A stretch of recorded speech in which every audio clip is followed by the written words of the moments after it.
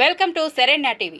సత్తెనపల్లి పట్టణం రఘునామ్ నగర్ కన్నా కార్యాలయం నందు నిర్వహించిన ప్రెస్ మీట్ లో కన్నా ఎన్డీఏ ఛార్జీ షీట్ ను ఆవిష్కరించారు.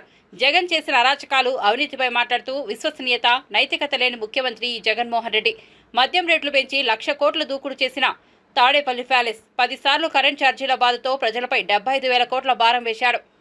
జల విద్యుత్ శక్తి ప్రాజెక్టులు, ఒప్పందాలు, రాష్ట్ర ప్రభుత్వ పాల నిర్ణయాలు, అరాచకాలు, ప్రజలకు శాపాలు. ఎస్సీ, ఎస్టీ, బీసీ, మైనార్టీల సబ్ప్లాన్ నిధుల 1,00,000 కోట్ల దారి మళ్లించారన్నారు. నవరత్నాల పేరుతో నవమోసాలు చేశారని తెలిపారు. కరెంటు దించుకొని రాయి దెబ్బ తగిలింది అని చెప్పేసేటువంటి నాటకానికి దిగజారినప్పుడే జగన్మోహన్ రెడ్డి ఓడిపోయినట్టు లెక్క. 2019 ముందు కోడికత్తి బాబాయ్ కేసు ట్రైల్ వేశాడు, సక్సెస్ అయింది. ఎందుకంటే ప్రతిపక్షంలో ఉన్నాడు కాబట్టి అనేక రకాలైనటువంటి నాటకాలు వేశాడు, అబద్ధాలు చెప్పాడు, మోసం చేశాడు,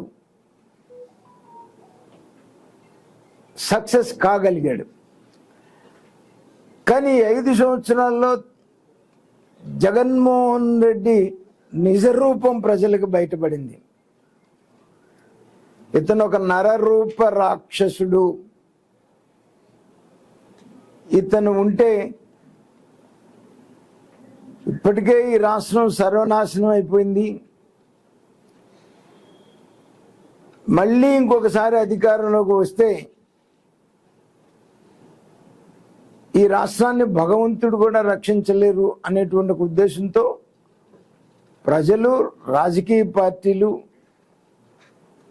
అన్నీ కూడా ఏకమై ఈ రోజున ఈ రాష్ట్రాన్ని రక్షించుకోవడం కోసం, ఈ రాష్ట్రంలో ఉన్నటువంటి రైతుల యొక్క భవిష్యత్తు నిర్ణయించడం కోసం, నిరుద్యోగ యువత భవిష్యత్తుని కాపాడటం కోసం, రాజధానిని కాపాడటం కోసం,